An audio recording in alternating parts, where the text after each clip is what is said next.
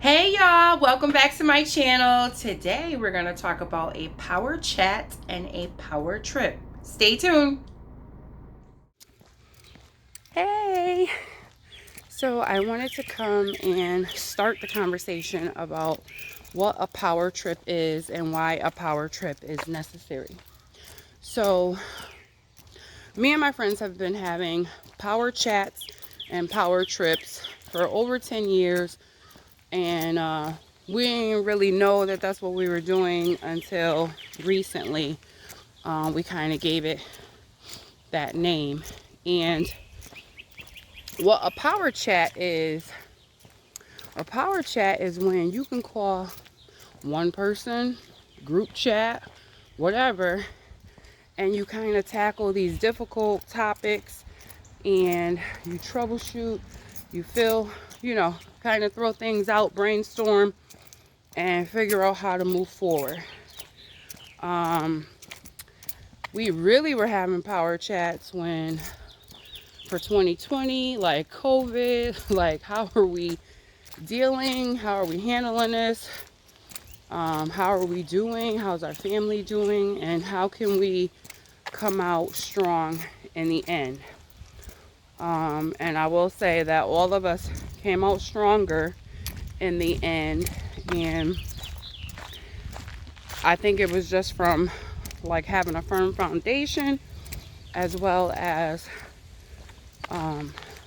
communicating with each other, being real. Like, you have to be transparent, being vulnerable, and just being honest. Like, it is what it is. This is where I'm at, and move on. A power trip is, some people will call it a vacation, but it's just a time for rejuvenation, almost like how those people who go to like yoga retreats and you just kind of take some time to yourself. Sometimes there's a group thing going on. So what we did, we had planned a weekend getaway, rented a house, beautiful house near the beach. Water was like the mandatory thing, because water gives everybody life. So when I tell you, it was just lovely from from when I woke up that morning. Like, so it was 5 of us. We drove up. The car conversation alone just kind of let me know that this trip is going to be the bomb.com. And when I tell you, we talked about like, you would think that we were on a talk show and like as if there was a script, but it wasn't. It just like flowed, and we talked about everything from mind, body, soul, to kids, to womanhood, to empowerment, boundaries, insecurities, everything. And we just like, we built ourselves up so that we can build each other up, and shared obstacles and stories about our kids, and what do we think we need to do to be successful, to move forward, career goals, career obstacles, and if anybody knows anybody and how to like network, or is there a class that I need to take, or stuff like that. So I think that power chats or powerful conversations are necessary. And we need to start having these powerful conversations with our children, especially when they're getting into high school. I really think it should start in middle school, but definitely in high school. I heard a dog. Definitely in high school, because that's when their mind is starting to shape, to figure out like what kind of career they might be interested in. And a lot of kids have no idea because there might not be that much exposure. So even if it's just reading books, or Googling online, or anything. Like, we have to learn to talk to people, to get information, to help us, guide these kids in the direction that they want to go. And that's another thing. Like, we got to be mindful of um, what these kids want to do versus what we want them to do. Because I'm telling you right now from experience, I have an 18-year-old and a 24-year-old. And when I tell you they're not going to do much more than what they want to do, so you might as well just get on board and figure out, like, how can you guide them to make sure that, they're making good decisions according to what their goals are. So, those type of things. And we decided that these power trips are going to be mandatory.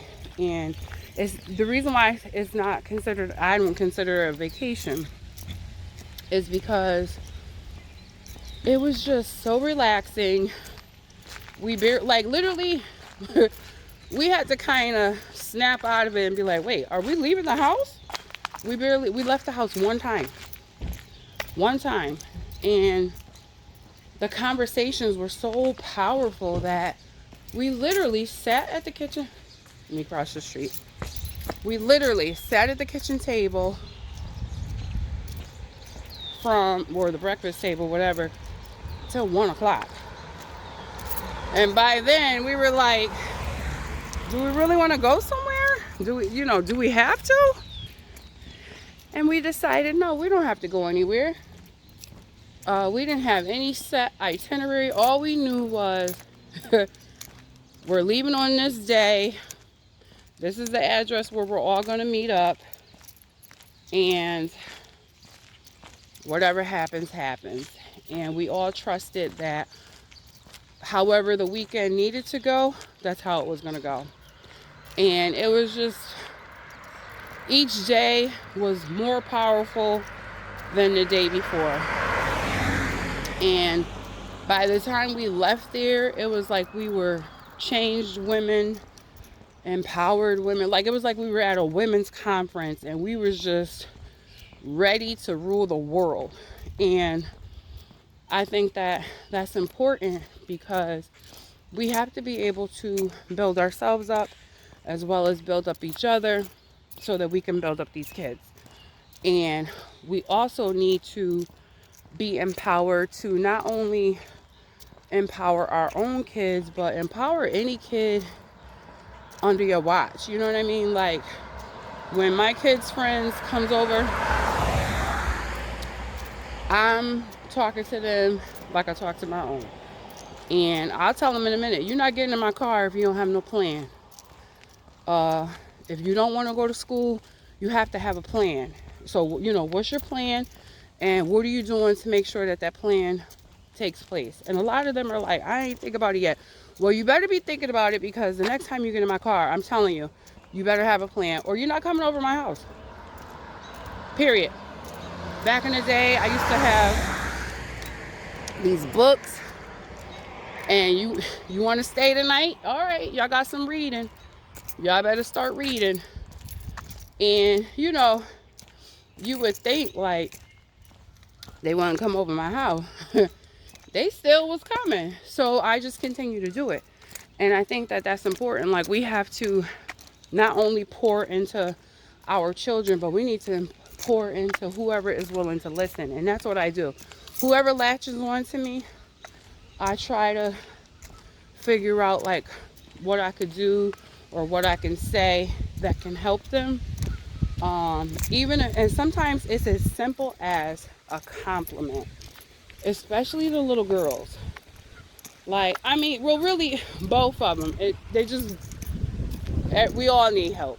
But, like, I want these girls to feel like they're pretty, and I want them to know their worth. I want them to know how to assess their worth, because when you know your worth, you don't settle for less. And unfortunately, there's a lot of us out here who at some point we didn't know our worth. But now that we know it, we out here running the world. And I'm just telling you, like, it's just healthy for all of us, especially as moms. Like, we got to be healthy, mind, body, and spirit, because it's funny. I was just looking at my retirement thing, portfolio, and it'll tell you, like, you're on schedule, or you're behind schedule, or in 4 years, this is where you need to be, but this is where you're at. And then it also showed me how over the years, the age of retirement has changed. Back in the day, age of retirement used to be like 62. Now, when you go to open these accounts, age of retirement is 68.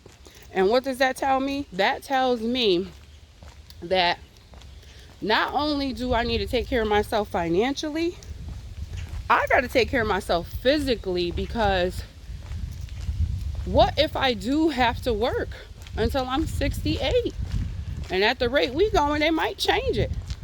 They might change it by the time I get close to the date. It might change. So, like, am I going to be able to work? Am I going to be able to take care of myself? And I think that a lot of times we just kind of think about financially, but no, we got to start looking at the bigger picture, because especially when your kids start getting older and they start having their own lives and stuff, you start to realize, like, listen, everybody's world is not going to stop because you need help, or you're disabled, or you can't go, or you can't afford. Like, at the end of the day, I'm going to say nobody cares, because really nobody cares. To an extent, yeah, there's a little compassion there, but not too many will care enough to stop their world to, like, pick you back up. So my goal is to be able to hold my own and not have to be a burden to my kids, because I've worked hard to position them in the positions that they are in right now. And I wouldn't want to have to hold them back later because I didn't take care of myself. So did I always do that? No. And I'm just, like, maybe over the past 2-3 years, I'm still learning how to take care of myself, and I'm still learning how to say no, and just still learning how to make better decisions, how to eat the right foods, how to work out when I don't want to. And I think that, a lot of times it's just start. That's it. Start. People ask me all the time, like, how do you do all this crazy stuff? I just do it. Especially when I don't want to do it. Like, it's easy to do it when I'm like, oh, the sun is shining, I want to be out here. I didn't want to come out here today. Well, they said it was supposed to rain. It was dropping earlier, but you see, and that's another thing too. I don't know if it's because I have God on my side or not, but usually when I come out here, the weather cooperates with me. And even if it's raining, it's still, like, not unbearable, and it's just such a pleasant experience that I actually enjoy that weather. I don't want to say more than the sunshine, but I've just learned to kind of change my perspective, so I no longer think of rain and snow as a burden. I think of it as an opportunity, and I get out here and I do what I got to do. I've just learned to, I'm telling you, the weather will teach you some things. The weather will, either you're going to be prepared, like, it's just life. Either you're going to be prepared for every season or you're not. And it's okay to not be prepared, but you better figure out what you need to do for the next season, because it just comes. Like, it's 4 seasons. It's going to happen. You know, in the spring, it's nothing but rain. So why don't you have rain boots and a rain jacket or a poncho? You know, especially up here in Connecticut, it's gonna snow. So you need a goose down or my favorite 32 degrees, or go to Costco and get what they call it, 3/4 length jacket with the fur. Oh, you couldn't tell me nothing this winter. I was so warm, and I had my snow pants. Please, with the fur boots, come on. You just have to be prepared. And that is also what the Power Chats and Power Trip has taught me. So I think that find you somebody that you can have these powerful conversations with. Doesn't always have to be a group. It could be one person. All it takes is one person. And if you need one, find a mentor. I have a couple mentors. I have the person I go to when I got financial questions. I got the person I go to, person/people I go to when it's to do with these kids, because that's a whole village. Like, not one person can guide you enough for your kids' journey. And then there's spiritually, physically, like, times have changed. Back in the day, 50 years used to seem like the end of the road for people. And like I said, now it's estimated that I won't be able to retire till about 68. So guess what? It's time to start preparing. So I checked out my account, and if I'm not ready, I'm gonna be ready. And that means that you just have to shift some things around, or stay on track if you're on track. And also physically I'm gonna have to step my game up. So when people say it don't take all that, it actually do, because I'm not trying to be disabled at 68 when I retire. I'm not doing it. I'm trying to have, like, what I'm doing now, I expect to do then, and I also expect to do more. So I'm learning, establish a baseline and add tax. So I think I've talked long enough. I think you get the gist of what a power trip is and a power chat. Basically, a power chat is a powerful conversation with someone that you can respect what they're telling you. That's another thing. And then the power trip, it doesn't even always have to be a weekend getaway. We do day trips. We'll meet for lunch. We'll have a beach day. Like, I usually call it me time, we time, because basically it's my me time, but I'm willing to share it with someone else, so it's we time.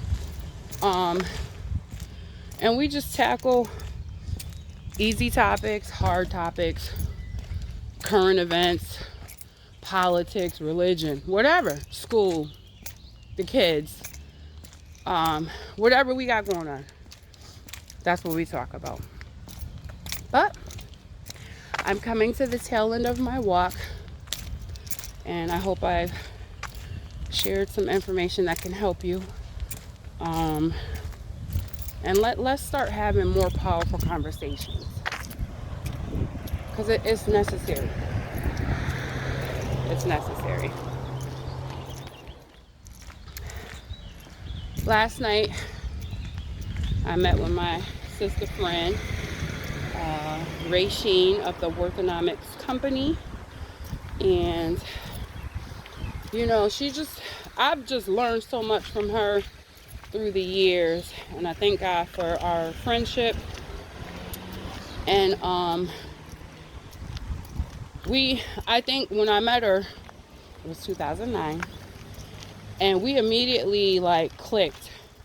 Because back then, I don't even know if she remembers, but back then, we were watching Susie Orman used to come on Saturday. And we learned so much from Susie. We was reading her books. And then Rasheen left my department eventually because she was empowered enough to go back to school to get her MBA. And when I tell you, like, she's so down to earth and, you know, just never changed. And she's always willing to share what she knows. And when she opened up an account, I opened up an account. Not every account, but you know what I'm saying? Like, she just always was like, oh, you know, this is what I learned, or this is the book I'm reading. And I'm not going to sit up here and say I read every book that she read or suggested, but I read enough to know that, you know, what I need to do. And when I have questions, I call her, she answers them. And last night, prior to last night, I signed up for a one-on-one with her. And you know, because I just wanted to see, like, what she thought about what I was doing, and if I was, you know, on the right track and doing everything that I should be doing. And I know she's been talking about, like, investments and stuff like that, and I was just always intimidated because I always felt like you needed your whole check plus more, you know, to get started. And a lot of people don't really tell you what it takes to get started. And she just kept, like, encouraging us to get started. And last night she walked me through the process, and it was, I'm not gonna say it was easy peasy, but once she explained it to me, I felt like I should have did this a long time ago. But I'm grateful to have learned it last night, because maybe I wasn't ready until now. You know, everything happens for a reason, but I'm grateful for her. And she is my son's honorary auntie, one of them, because they have a few. And I just appreciate her, because not only was she able to teach me some things, she was able to teach me so that I could teach them. And I was telling her last night, my main goal right now is to be the woman that, how did I say it? To be the woman that I felt I didn't have when I was younger. So I try to be all things to my younger self. And financially, there was no guidance, because there was no money. Like, let's be real. There was no money. I'm in the car now. There was no money, but so there was no real education about what to do with money and stuff like that. You know, financial security does not have to be rocket science. You just have to kind of take the beginner steps and be willing to educate yourself to make sure that you're making the right decisions. So I appreciate you and your wealth of knowledge and your willingness to share all the time. But the most important takeaway for me was, not only was I educating myself, but I was educating myself so that I could educate my children. And I think that that's key this day and age, that, you know, we're not going to break generational curses if we don't learn how to do things better. And I appreciate you for that. And I'm about to open up these accounts for these kids. Bye. Oh, and don't forget me when you reach Oprah status, because I could be your Gail. Love you.